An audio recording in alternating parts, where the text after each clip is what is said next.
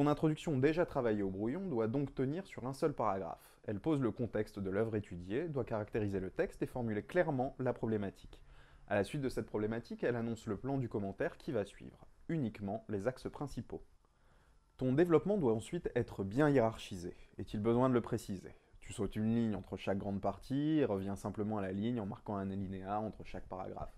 La dernière phrase d'une partie doit également marquer une transition harmonieuse vers la partie suivante.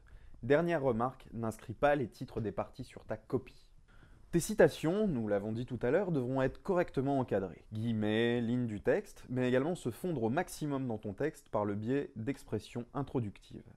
Elles doivent faire partie de tes propres phrases, partie de ton commentaire, afin de donner à ton correcteur une impression de fluidité dans la lecture qui ne manquera pas de renforcer la bonne impression générale qu'il aura de ton travail. Enfin, vient le temps de la conclusion, elle aussi travaillée préalablement au brouillon. Elle présente un bilan de ta lecture, où tu récapitules ton raisonnement, suivi d'un élargissement du problème. Évite cependant de terminer par une question, souvent malvenue et perçue comme étant prétentieuse par les correcteurs.